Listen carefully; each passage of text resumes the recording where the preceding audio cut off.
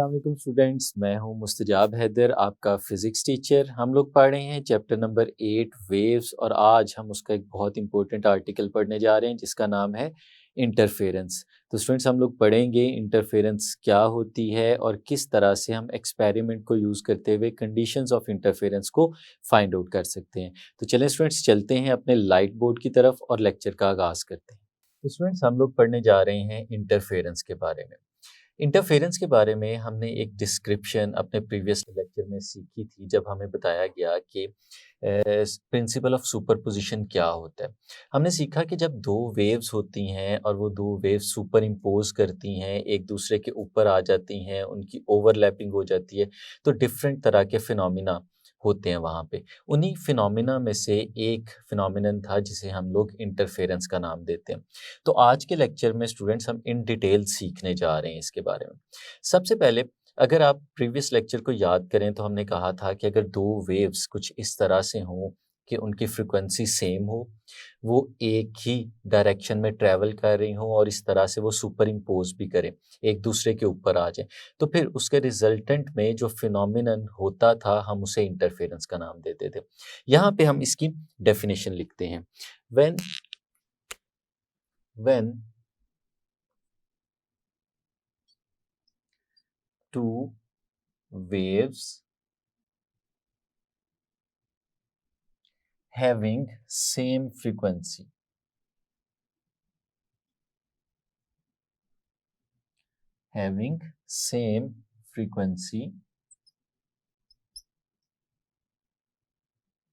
traveling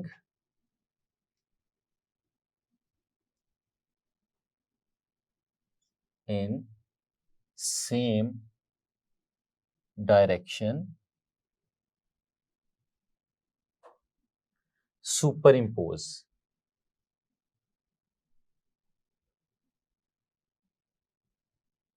तो students, क्या बताया अभी तक हमने? दो वेव्स हैं, फ्रीक्वेंसी सेम है, ट्रैवल भी सेम डायरेक्शन में कर रही हैं और सुपर इम्पोज होती है, मतलब ओवरलैप कर लेती हैं। तो फिर इससे होता क्या है? Then at some points the waves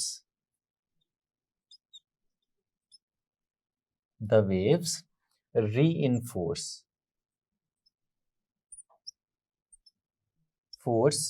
the effect of each other, and at some points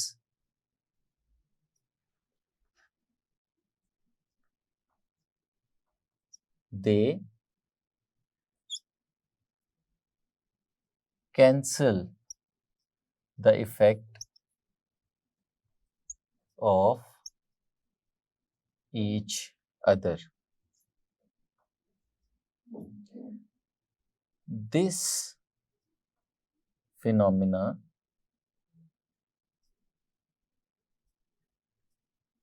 is called interference।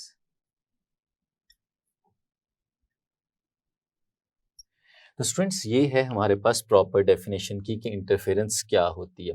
कि जब भी हमारे पास दो वेव्स हों, स्टूडेंट्स इंपॉर्टेंट चीज़ मैं यहाँ पे हाईलाइट करता जाता हूँ, जब दो वेव्स हों और उन दोनों वेव्स की फ्रीक्वेंसी सेम हो, when two waves having same frequency same हो और उनकी डायरेक्शन भी सेम हो, सेम फ्रीक्वेंसी सेम डायरेक्शन। जब सेम फ्रीक्वेंसी और सेम डायरेक्शन की वेव्स सुपर इम्पोज करें, सुपर इम्पोज करने का मतलब हम लोगों ने स्टूडेंट सीखा था कि वो ओवरलैप करें, तो फिर क्या होता है? At some points the waves reinforce the effect of each other. Students, reinforce का मतलब क्या होता है? रीइंफोर्स का मतलब होता है कि एक दूसरे के इफेक्ट को सपोर्ट करें। सपोर्ट करने का मतलब ये है कि जो जब दोनों एक दूसरे से मिलेंगी तो इस तरह का रिजल्टेंट बनाएंगी जिसका एम्पलीट्यूड बढ़ गया होगा।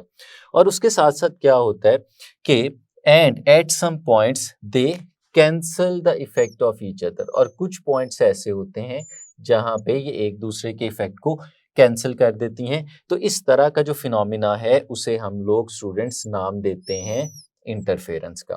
अब इस इंटरफेरेंस को इन डिटेल स्टडी करने से पहले और एक्सपेरिमेंट की फॉर्म में इसका एनालिसिस करने से पहले हम इसकी टाइप्स को देखेंगे। हमने देखा कि दो तरह के डिफरेंट तरह के काम हो रहे हैं। एक काम क्या हो रहा है, रीइंफोर्स कर रही हैं एक दूसरे को, और एक काम क्या हो रहा है, कैंसिल कर रही हैं एक दूसरे को। तो रीइंफोर्स भी हो सकती हैं और कैंसिल भी हो सकती हैं। तो इसका मतलब है कि अगर हम इसको प्रॉपरली समझने की कोशिश करें तो हमें इन दोनों को अलग अलग समझना पड़ेगा कि रीइंफोर्स का मतलब क्या है और कैंसिल करने का मतलब क्या है। तो इसके लिए हम लोगों ने जो प्रिंसिपल ऑफ सुपरपोजिशन पढ़ा था उसको एक दफ़ा फिर रिव्यू करते हैं और हम इसको बड़ी आसानी से समझ लेंगे। लेट्स सपोज स्टूडेंट्स, हमारे पास यहाँ पे एक मीडियम के अंदर एक वेव कुछ इस तरह से मौजूद है। इसे हम लोग वेव नंबर 1 का नाम दे देते हैं। इसी तरह से हमारे पास एक और वेव भी मौजूद है जो कुछ इस तरह से है। इसे स्टूडेंट्स हम लोग वेव नंबर 2 का नाम दे देते हैं। अगर ये दो वेव्स अकेली अकेली अपनी आइडेंटिटी की बजाय किसी एक ही मीडियम में एक दूसरे के ऊपर आ जाती हैं, ओवरलैप कर जाती हैं, तो हम इनको यहाँ पे ओवरलैप करते हुए देखते हैं। लेट्स सपोज ये जो वेव 1 है, ये वेव 1 इस तरह से यहाँ पे मौजूद है, और जो वेव 2 है वो भी यहाँ पे कुछ इस फॉर्म में मौजूद है। अब ये दोनों वेव्स एक ही जगह पे मौजूद हैं और इस वक़्त इनकी ओवरलैपिंग हो रही है, यानी इस वक़्त ये सुपर इम्पोज़ हो रही हैं। और स्टूडेंट्स, हमने ये सीखा था कि अगर हम इनके एम्पलीट्यूड्स की बात करें, अगर इस वेव का जो एम्पलीट्यूड है उसे हम लोग y1 कह दें, इस वेव के एम्पलीट्यूड को स्टूडेंट्स हम लोग नाम दे दें y2 का, तो ये दोनों वेव्स मिलेंगी और एक रिजल्टेंट वेव बन जाएगी। जो रिजल्टेंट वेव इनकी ओवरलैपिंग से बनेगी, और रिजल्टेंट वेव का जो एम्पलीट्यूड होगा वो इन दोनों के एम्पलीट्यूड्स के सम के बराबर होगा। ये हमारे पास प्रिंसिपल ऑफ सुपरपोजिशन था। यानी अगर मैं इस एम्पलीट्यूड की बात करूं जो यहाँ पे स्टूडेंट्स हमें नज़र आ रहा है, अगर हम इसे y का नाम दे दें तो ये y जो था वो y1 प्लस y2 के बराबर था। यानी इस जगह पे इस सिचुएशन को अगर हम लोग देखते हैं तो दो वेव्स थी और वो दोनों वेव्स मिली हैं और उन्होंने एक नई वेव बना दी है। इन दोनों का रिजल्टेंट बन गया है और रिजल्टेंट का अगर हम लोग एम्पलीट्यूड देखते हैं तो वो दोनों वेव्स के सम के बराबर है, यानी इंक्रीज कर गया। तो स्टूडेंट्स, ये चीज़ है री करना, यानी दोनों वेव्स ने एक दूसरे को रीइंफोर्स किया है और एक नई वेव बना दी जिसका एम्पलीट्यूड दोनों के इंडिविजुअल एम्पलीट्यूड्स के सम के बराबर है। तो स्टूडेंट्स, ये कहलाता है रीइंफोर्स करना। और अगर हम इसका ऑपोजिट इफेक्ट देखें, वो क्या था कि अगर हमारे पास एक वेव कुछ इस फॉर्म में मौजूद है और फिर इसके साथ साथ हमारे पास एक और वेव भी है जो हमारे पास कुछ इस शक्ल में मौजूद है। अब अगर ये दोनों वेव्स जो हैं वो सुपर इम्पोज करती हैं, तो हम इन्हें देखते हैं कि अगर ये ऊपर वाली वेव मैं यहाँ पे इस तरह बना रहा हूँ और जो नीचे वाली वेव है उसको भी मैं यहाँ पे सुपर इम्पोज कराता हूँ, तो स्टूडेंट्स हमें नज़र आ रहा है अगर इनके एम्पलीट्यूड्स की बात करें यहाँ पे अगर इसका एम्पलीट्यूड y1 है और इसका एम्पलीट्यूड यहाँ तक y2 है, तो स्टूडेंट्स हमने सीखा था कि जो y2 यहाँ पे लिखा हुआ है हमें इसके साथ नेगेटिव का साइन लगाना है क्योंकि दोनों की डायरेक्शन ऑपोजिट है।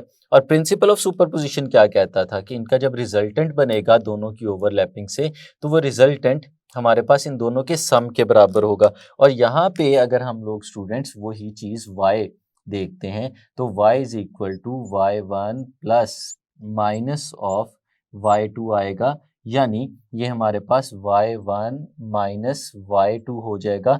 और अगर इन दोनों का एम्पलीट्यूड बराबर हुआ तो रिजल्टेंट वेव एक दूसरे के इफेक्ट को कैंसिल करके बन रही होगी और वो हमें इस तरह से एक हॉरिजॉन्टल लाइन ही यहाँ पे नज़र आ रही होगी। तो स्टूडेंट्स, इस केस में अगर हम लोग देखते हैं तो यहाँ पे वेव्स ने एक दूसरे को कैंसिल किया है।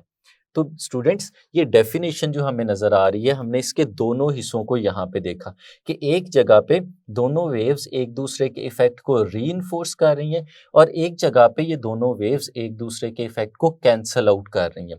जहाँ पे रीइंफोर्स कर रही हैं वहाँ पे रिजल्टेंट वेव का एम्पलीट्यूड बढ़ गया है और जहाँ पे कैंसल आउट कर रही हैं वहाँ पे रिजल्टेंट वेव का एम्पलीट्यूड कम हो गया है। इस केस में अगर मैग्नीट्यूड्स बराबर होंगी तो वो बिल्कुल ज़ीरो हो जाएगा। तो स्टूडेंट्स ये दो चीज़ें हो गई, रीइंफोर्स करना और कैंसल आउट करना। इसी की बेस पे इसी चीज़ को सामने रखते हुए हम इंटरफेरेंस को टाइप्स में डिवाइड कर सकते हैं। तो स्टूडेंट्स हमारे पास इंटरफेरेंस की दो टाइप्स होती हैं जो यहाँ पे हम लिखते हैं, टाइप्स। तो स्टूडेंट्स एक टाइप जो है हमारे पास इंटरफेरेंस की वो कहलाती है कंस्ट्रक्टिव इंटरफेरेंस।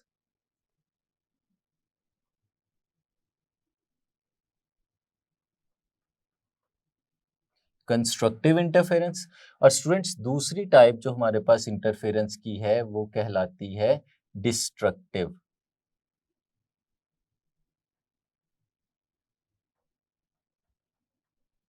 कंस्ट्रक्टिव इंटरफेरेंस और डिस्ट्रक्टिव इंटरफेरेंस। स्टूडेंट्स नाम से आपको पता चल रहा होगा कि कंस्ट्रक्टिव इंटरफेरेंस ऐसी इंटरफेरेंस होती है जिसमें दो वेव्स जब आपस में मिलती हैं तो रिजल्टेंट वेव का एम्पलीट्यूड बढ़ जाता है, जैसे कि हमें यहाँ पे नजर आ रहा है। और डिस्ट्रक्टिव इंटरफेरेंस स्टूडेंट्स वो इंटरफेरेंस होती है कि जिसमें जब दो वेव्स आपस में मिलती हैं तो रिजल्टेंट वेव का एम्पलीट्यूड कम हो जाता है, वो एक दूसरे के इफेक्ट को कैंसल आउट कर देती हैं। तो स्टूडेंट्स ये दो टाइप्स हैं। अब इसमें याद रखें कि अगर आप कंस्ट्रक्टिव इंटरफेरेंस की बात कर रहे हैं तो जैसे यहाँ पे ये आपको ट्रांसवर्स वेव्स नज़र आ रही हैं, तो इन ट्रांसवर्स वेव्स में अगर आप देखें तो वेव वन का ये क्रस्ट है और इसी तरह से ये वेव टू का क्रस्ट है।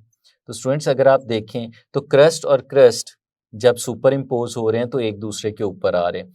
तो स्टूडेंट्स अगर आपका क्रस्ट क्रस्ट के ऊपर आ रहा हो और जैसे ये ट्रफ है और ये ट्रफ है, ट्रफ ट्रफ के ऊपर आ रहा हो, तो फिर हमारे पास कंस्ट्रक्टिव इंटरफेरेंस होती है, यानी एम्पलीट्यूड बढ़ जाता है। लेकिन अगर इस तरह का काम हो रहा हो कि क्रस्ट और ट्रफ ये ओवरलैप कर रहे हो तो फिर वो एक दूसरे के इफेक्ट को कैंसिल आउट कर देते हैं और फिर हमारे पास डिस्ट्रक्टिव इंटरफेरेंस होती है। तो स्टूडेंट्स हम इन दोनों को अलग अलग से डिफाइन भी कर सकते हैं। किस तरह से?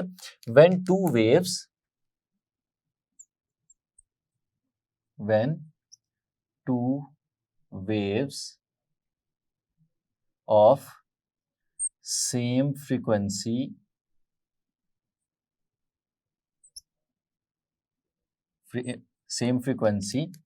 traveling in the same direction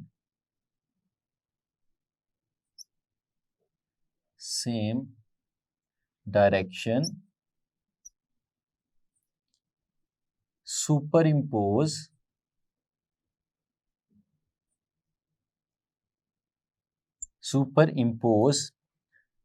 to reinforce each other।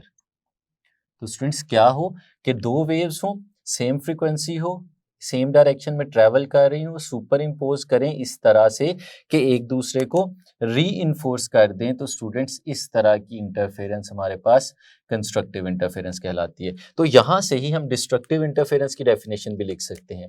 When two waves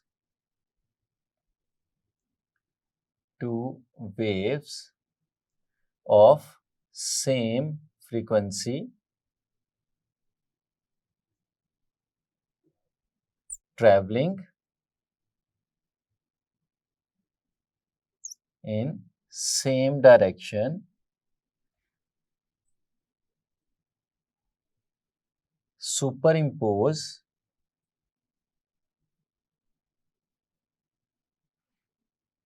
to cancel each other, then such a type of interference is called destructive interference। तो स्टूडेंट्स यहाँ तक आपको कंस्ट्रक्टिव और डिस्ट्रक्टिव इंटरफेरेंस में फ़र्क पता चल जाएगा।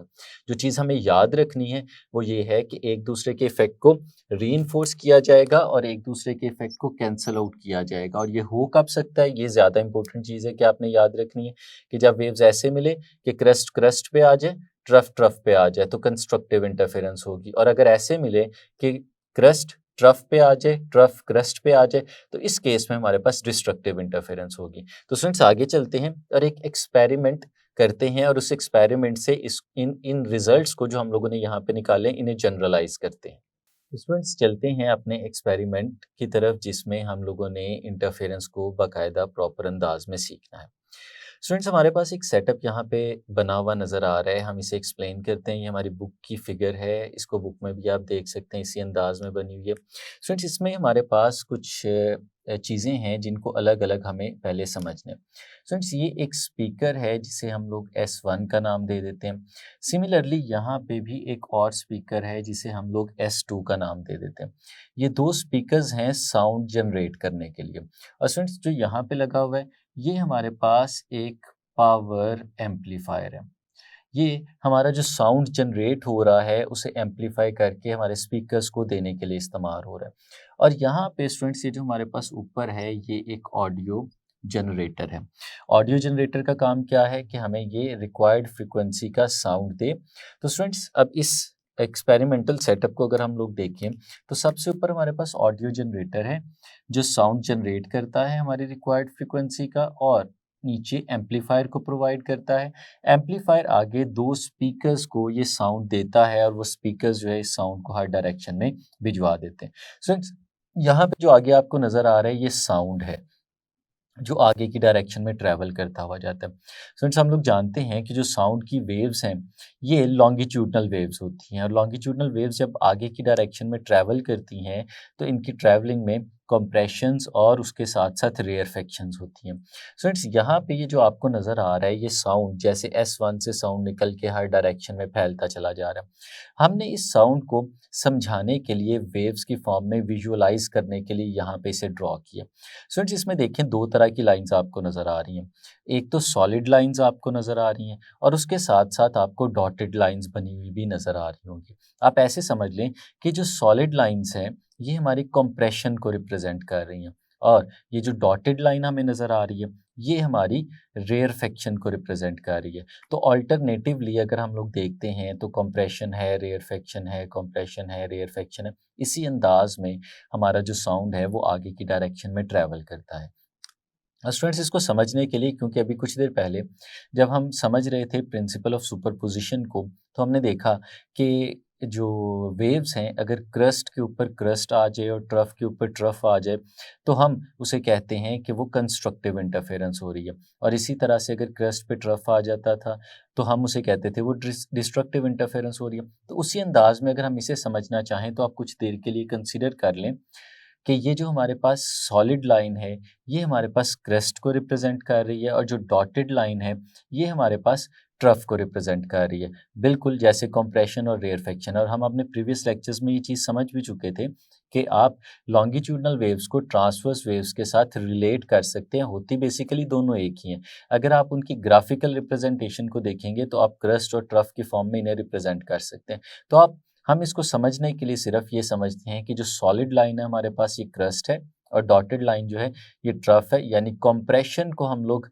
क्रस्ट का नाम दे रहे हैं और जो रेयरफेक्शन है उसे हम लोग ट्रफ का नाम दे रहे हैं। तो सिंस S1 से साउंड जनरेट होगा और आगे की तरफ और हर डायरेक्शन में फैल जाएगा। इसी तरह से जो S2 से भी साउंड जनरेट होगा वो भी इसी तरह से हर डायरेक्शन में फैल जाएगा। उसमें भी आप देख सकते हैं कि हमने अल्टरनेटिवली कंप्रेशंस और रेयरफेक्शंस को यहाँ पे डिस्प्ले किया हुआ है।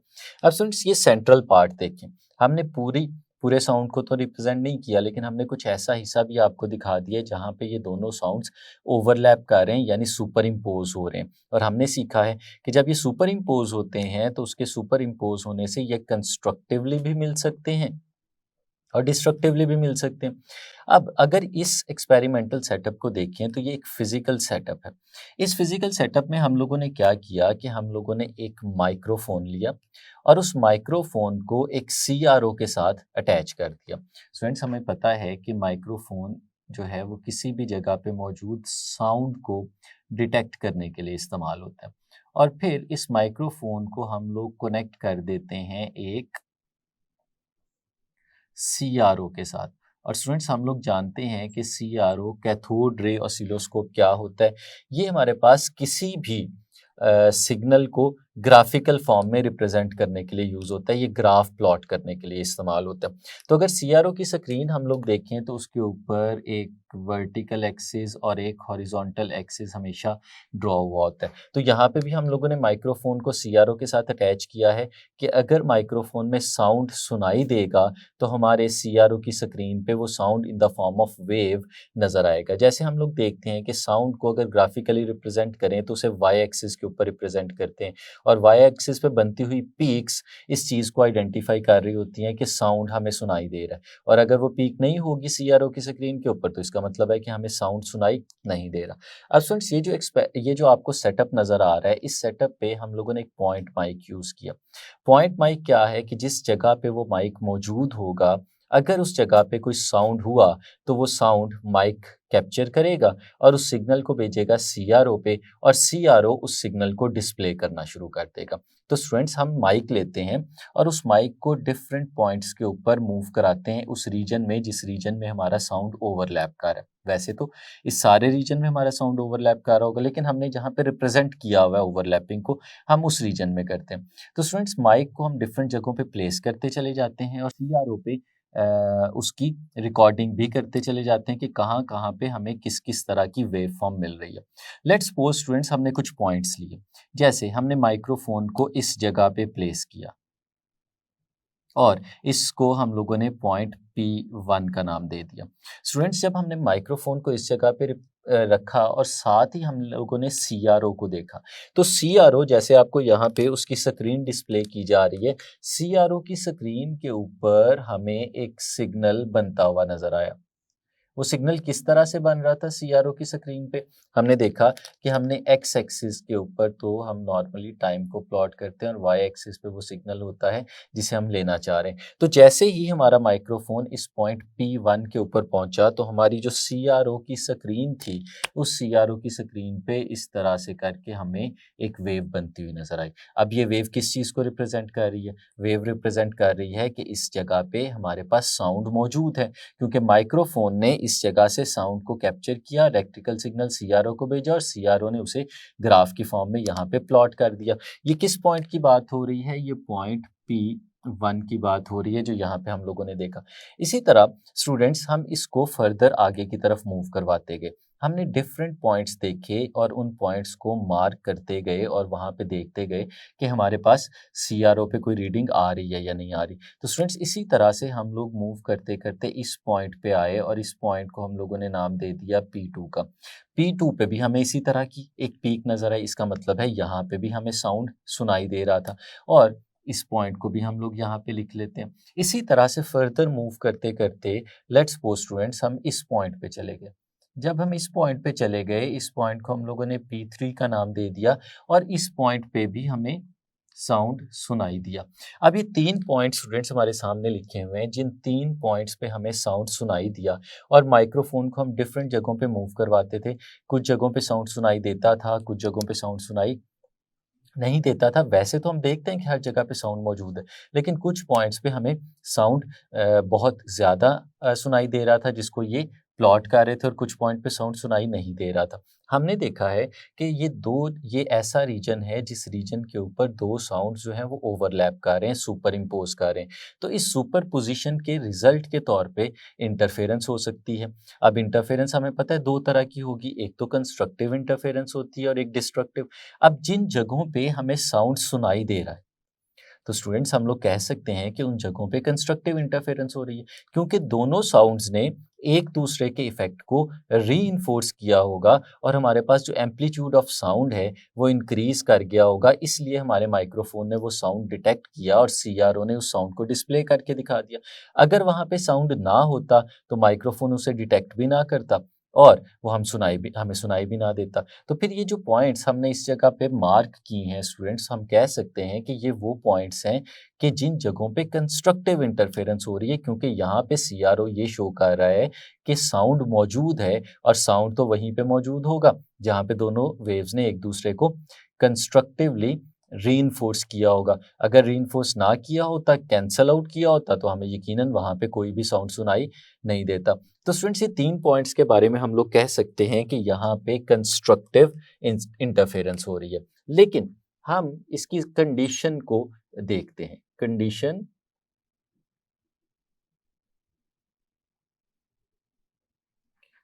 For constructive interference.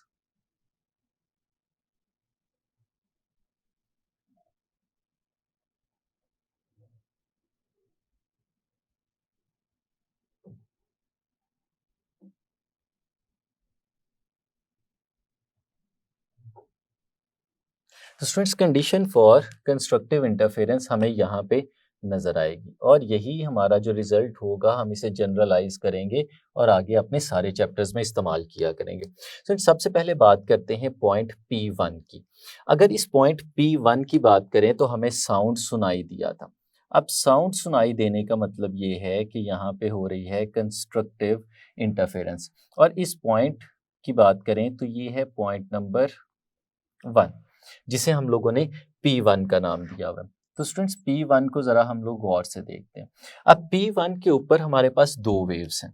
एक वेव वो है जो S1 से ट्रेवल करते करते यहाँ तक आई और एक वेव वो है जो S2 से यहाँ तक ट्रेवल करते करते आई।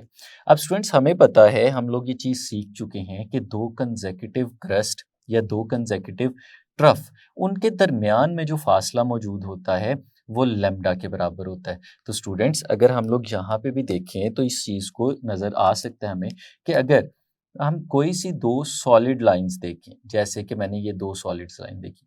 अब दो सॉलिड लाइंस हमने बताया कि ये एक लाइन अगर क्रस्ट को रिप्रेजेंट कर रही है तो दूसरी लाइन भी क्रस्ट को रिप्रेजेंट कर रही है, तो ये दो क्रस्ट्स हैं, या आप इसे ऐसे भी कह सकते हैं ये दो ऑल्टरनेटिवली कंसेक्यूटिव कंप्रेशंस हैं। तो इनके दरमियान जो फासला होगा स्टूडेंट्स वो तो होगा लैम्डा के बराबर, यानी वो वेवलेंथ के बराबर होगा।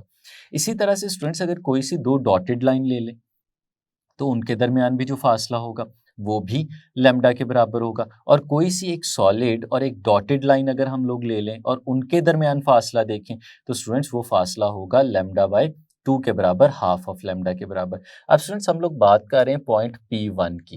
अब अगर S1 से जनरेट होते हुए साउंड को जब वो P1 तक पहुंचा है, हम लोग ये देखना चाहें कि उसने कितना फासला तय किया था, और फिर S2 से P1 तक आने आने तक साउंड ने वहां से यहाँ तक कितना फासला तय किया था, तो स्टूडेंट्स हम वो फासला यहाँ पे देख सकते हैं। और फिर ये भी देख सकते हैं कि कौन से साउंड ने ज़्यादा फासला तय किया था, कौन सी वेव ने ज़्यादा फासला तय किया था।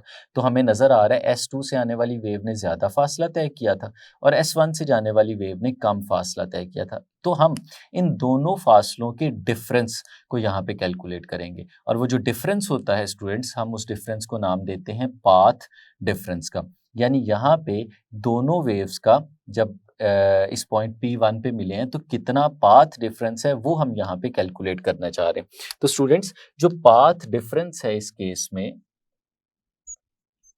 पाथ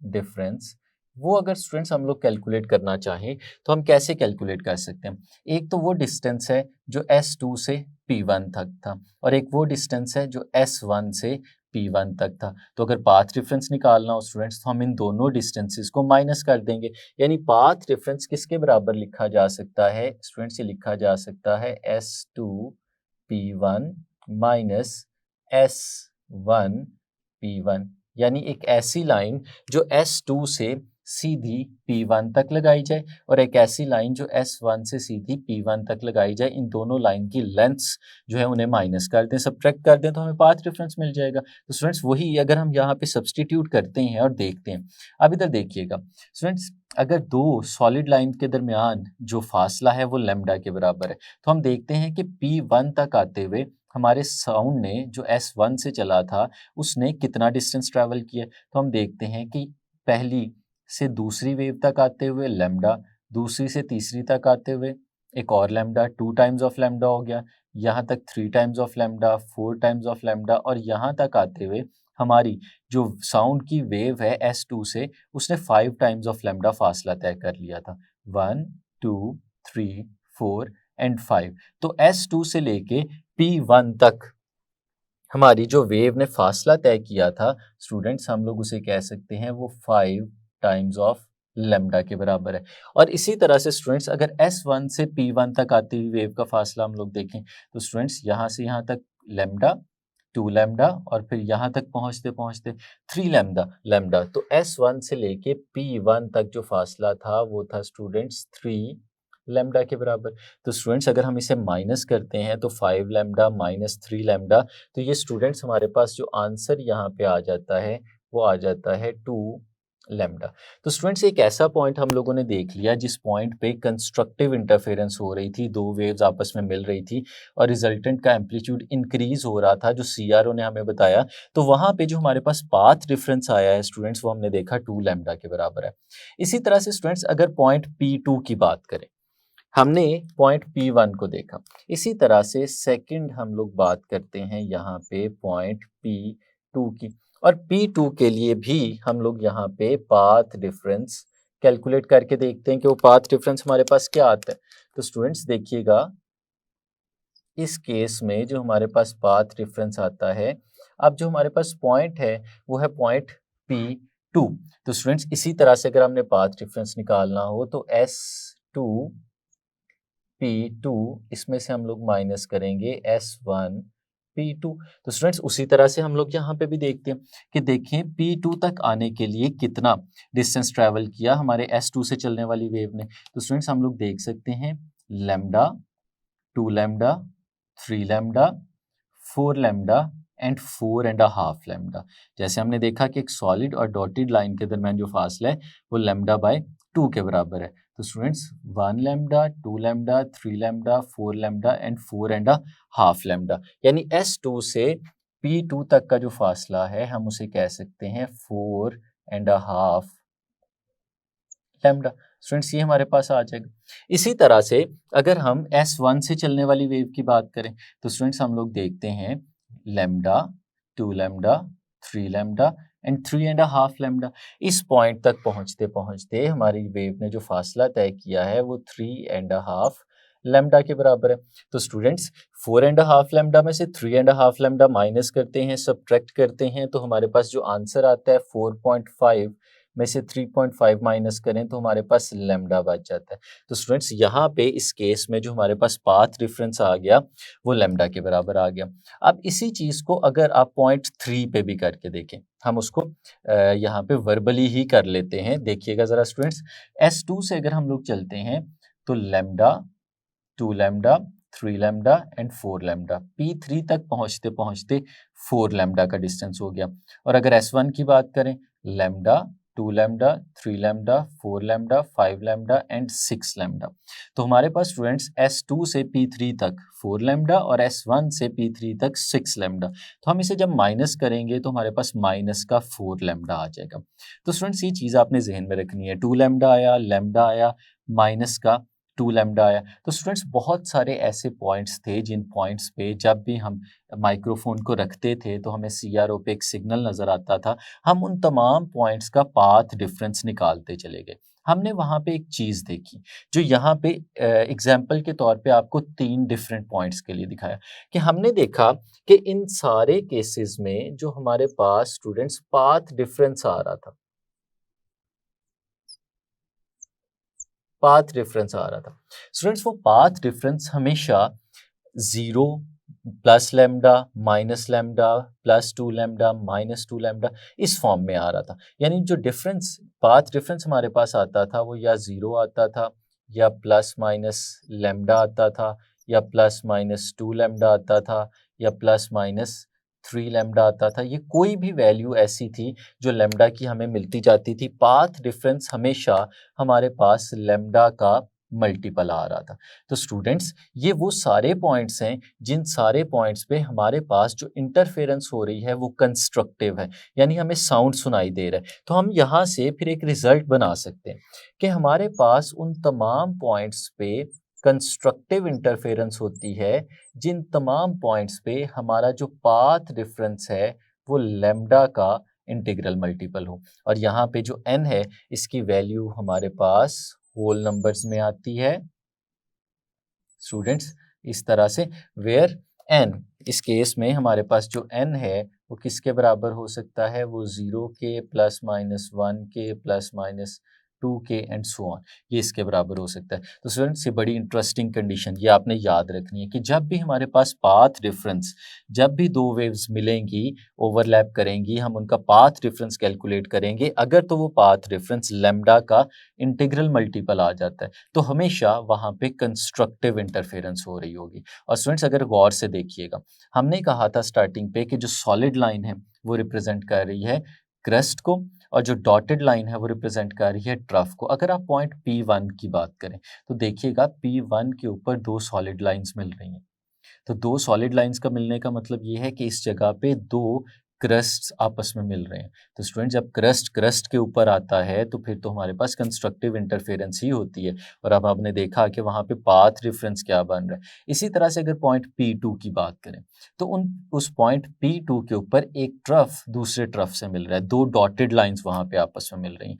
तो जहाँ पे दो डॉटेड लाइंस मिल रही हैं, दो ट्रफ्स मिल रहे हैं, तो ट्रफ ट्रफ के ऊपर आ रहा है, तो यहाँ पे भी स्टूडेंट्स क्या होनी चाहिए, यहाँ पे भी कंस्ट्रक्टिव इंटरफेरेंस होनी चाहिए।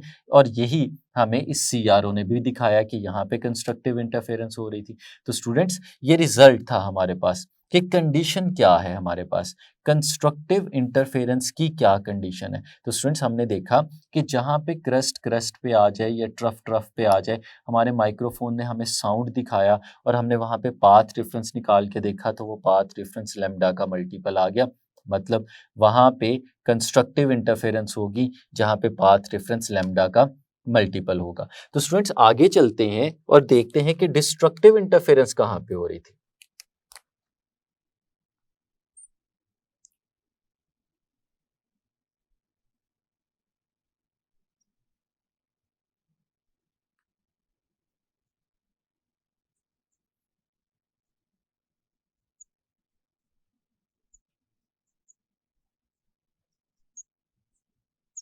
तो स्टूडेंट्स डिस्ट्रक्टिव इंटरफेरेंस को अगर हम देखें, बल्कि इसकी कंडीशन देखें,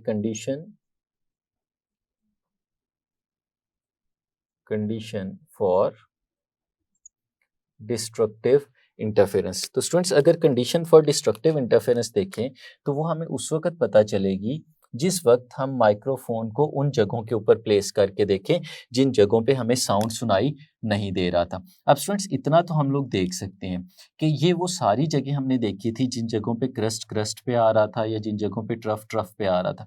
अब स्टूडेंट्स अगर हम माइक्रोफोन किसी ऐसी जगह पे प्लेस करके रखें जिस जगह पे हमें एक क्रस्ट और एक ट्रफ बनता हुआ नजर आ रहा हो, लेट्स सपोज स्टूडेंट्स हम अपने माइक्रोफोन को इस जगह पे प्लेस करते हैं। ये मैं हाईलाइट करके आपको दिखा रहा हूँ और इस पॉइंट को स्टूडेंट्स हम लोग नाम दे देते हैं पॉइंट P4 का।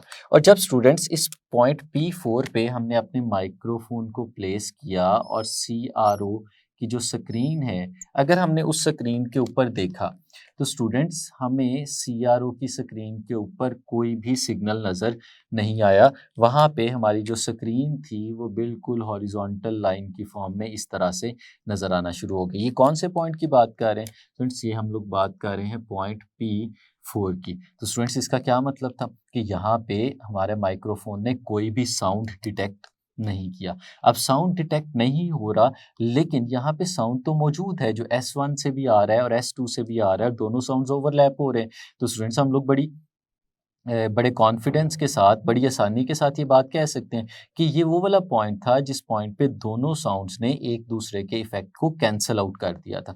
और हम देख भी सकते हैं यहाँ पे कैंसल होना चाहिए क्योंकि एक सॉलिड लाइन एक डॉटेड लाइन से मिल रही है। तो जब सॉलिड और डॉटेड लाइंस मिलेंगी तो मतलब एक का क्रस्ट दूसरे के ट्रफ पे आ रहा है। जो हमने सुपरपोजिशन का प्रिंसिपल देखा था कि अगर क्रस्ट ट्रफ के ऊपर आ जाए तो उस जगह पे हमारे पास डिस्ट्रक्टिव इंटरफेरेंस हो जाती है। तो इसका मतलब है कि ये पॉइंट P4 एक ऐसा पॉइंट है जिस पॉइंट पे डिस्ट्रक्टिव इंटरफेरेंस हो रही है। इस वजह से हमारा CRO कोई साउंड भी हमें नहीं दिखा रहा है। इस जगह पे दोनों साउंड्स ने एक दूसरे के इफेक्ट को कैंसल आउट कर दिया। तो स्टूडेंट्स फिर अगर इस जगह पे हम लोग पाथ डिफरेंस देखना चाहें, हम इस पॉइंट की बात करते हैं जिस पॉइंट को हम लोगों ने 4 का नाम दिया एट पॉइंट P4।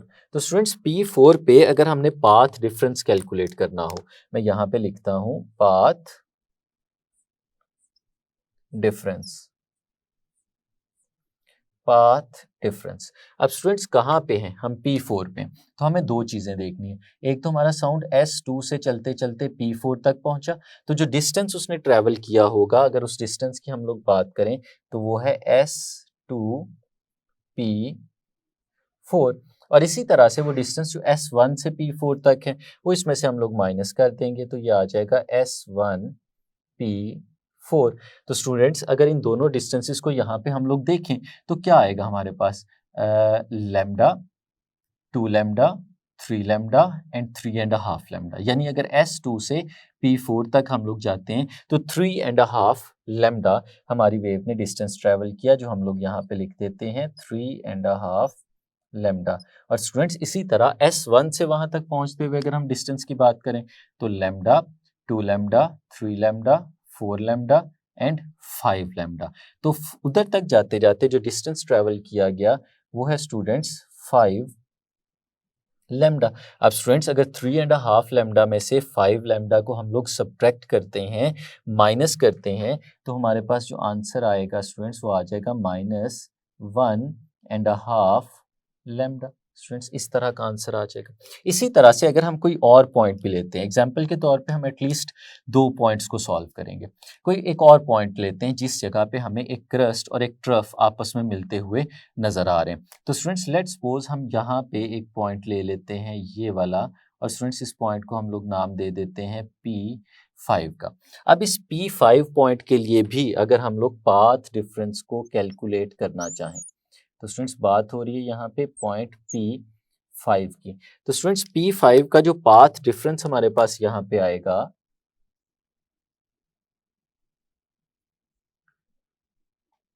वो स्टूडेंट्स कुछ इस तरह से लिखा जा सकता है, S2P5 यानी S2 से P5 तक, और फिर इसमें से हम लोग माइनस करेंगे S1P5। तो स्टूडेंट्स अगर हम इस डिस्टेंस को यहाँ पे देखते हैं, S2 से अगर हम लोग चलें तो lambda, 2 lambda, 3 lambda, 4 lambda and 5 lambda. P5 तक आते हुए 5 लैम्डा डिस्टेंस ट्रेवल किया था, तो हम लोग स्टूडेंट्स यहाँ पे लिख देते हैं 5 लैम्डा। और इसमें से हमें माइनस करना है S1 से यहाँ तक।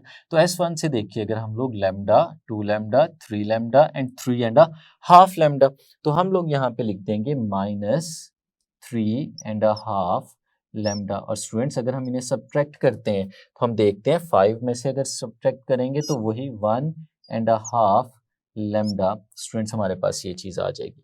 अब ये जो हम रिजल्ट देख रहे हैं स्टूडेंट्स, ये हमने 2 पॉइंट्स के लिए देखा। हमने और भी बहुत सारे पॉइंट्स पे CRO को प्लेस किया, जैसे यहाँ पे हमने 4 पे प्लेस किया, 5 पे प्लेस किया, उन सारे पॉइंट्स पे प्लेस किया जिन पॉइंट्स के ऊपर हमारे पास एक सॉलिड और एक डॉटेड लाइन मिल रही थी। तो हमने देखा उन सारे पॉइंट्स में जब भी हम पाथ डिफरेंस की बात करते थे तो पाथ डिफरेंस में हाफ लैम्डा आता था, यानी वो फ्रैक्शन में आता था। तो ये वो सारे पॉइंट्स थे जहाँ पे क्रस्ट ट्रफ पे मिल रहा था, यानी डिस्ट्रक्टिव इंटरफेरेंस हो रही थी। तो स्टूडेंट्स हमने इसका रिजल्ट जब निकाला तो हमें पता चला इन सारे पॉइंट्स में जो पाथ डिफरेंस है, जो पाथ डिफरेंस बनता है स्टूडेंट्स, वो पाथ डिफरेंस हमेशा लैम्डा बाय 2 का एक मल्टीपल बन रहा था। और जो लैम्डा बाय 2 का मल्टीपल था यहाँ पे, जैसे ये n आपके सामने लिखा हुआ है, ये n ऑड मल्टीपल था। यानी जो n की वैल्यू हमारे पास यहाँ पे आती थी वो n की वैल्यू +-1 या +-3 या +-5 इस तरह की वैल्यूज आ रही थी। यानी इस केस में हमें पता चला कि जहाँ जहाँ पे डिस्ट्रक्टिव इंटरफेरेंस हो रही थी उन तमाम जगह पे हमारे पास 2 वेव्स के दरमियान जो पाथ डिफरेंस था वो लैम्डा बाय 2 का ऑड मल्टीपल था। जैसे यहाँ पे भी अगर हम लोग देखें तो अगर n की जगह हम 1 सब्सटीट्यूट करते हैं प्लस का, तो हमारे पास ये पाथ डिफरेंस आ जाएगा। और अगर हम माइनस का सब्सटीट्यूट करते हैं तो इसी तरह से हमें डिफरेंट पाथ डिफरेंस मिलेंगे, लेकिन वो हमेशा पाथ डिफरेंस जो है वो लैम्डा बाय 2 के ही मल्टीपल्स हमें मिलेंगे। तो स्टूडेंट्स इसी चीज़ को अगर हम लोग देखें तो इस फॉर्मूले को एक और अंदाज में भी लिखा जा सकता है। ये पाथ डिफरेंस का फॉर्मूला स्टूडेंट्स हमारे पास ऐसे भी लिखा जा सकता है, पाथ डिफरेंस स्टूडेंट्स ये इक्वल आएगा 2n + 1 इंटू लैम्डा बाय 2। तो स्टूडेंट्स अगर इस फॉर्मूले को हम इस अंदाज में लिखें 2n+1 इंटू लैम्डा बाय 2, तो स्टूडेंट्स इस केस में हमारे पास जो n की वैल्यू है वो 0 +-1 +-2 +-3 कुछ भी हो सकती है। आप देख सकते हैं कि अगर n की जगह हम लोग 0 सब्सटीट्यूट करेंगे तो हमें फर्स्ट वैल्यू मिल जाएगी, अगर 1 सब्सटीट्यूट करेंगे तो हमें सेकंड वैल्यू मिल जाएगी। यानी ये दो फॉर्मूले हमारे पास एक ही चीज़ को रिप्रेजेंट कर रहे हैं, चाहे हम ये वाला फॉर्मूला यूज़ कर लें, चाहे हम ऊपर वाला फॉर्मूला यूज़ कर लें। ये फॉर्मूला अगर हम यूज़ करेंगे तो n की वैल्यू हमारे पास ऑड मल्टीपल्स की फॉर्म में आएगी, और अगर ये वाला फॉर्मूला हम लोग यूज़ करेंगे तो फिर हमारे पास n की वैल्यू जो है वो होल नंबर्स के अंदर आ जाएगी। तो स्टूडेंट्स अगर हम इस सारी चीज़ को समराइज़ करें तो हम लोग कह सकते हैं कि हम अगर कंस्ट्रक्टिव इंटरफेरेंस या डिस्ट्रक्टिव इंटरफेरेंस के बारे में पता लगाना चाहें कि कहीं पे कंस्ट्रक्टिव इंटरफेरेंस हो रही है या डिस्ट्रक्टिव इंटरफेरेंस हो रही है, तो बहुत आसान तरीका है, हम सिंपली पाथ डिफरेंस कैलकुलेट करेंगे। अगर हमारा पाथ डिफरेंस लैम्डा का इंटीग्रल मल्टीपल आ जाता है तो हम देखेंगे कि वहाँ पे हमेशा कंस्ट्रक्टिव इंटरफेरेंस हो रही होगी, और अगर वो लैम्डा बाय 2 का ऑड मल्टीपल आ जाता है तो वहाँ पे हमेशा डिस्ट्रक्टिव इंटरफेरेंस हो रही होगी। यही हमारा टेस्ट है इंटरफेरेंस को चेक करने का। तो स्टूडेंट्स ये था हमारे पास इंटरफेरेंस, जिसमें हमने देखा कि कंस्ट्रक्टिव और डिस्ट्रक्टिव इंटरफेरेंस कब होंगी, उनकी कंडीशंस क्या होंगी, और एक एक्सपेरिमेंट से हम लोगों ने इसे करके देखा। नेक्स्ट लेक्चर में मिलेंगे, तब तक के लिए अल्लाह हाफिज़।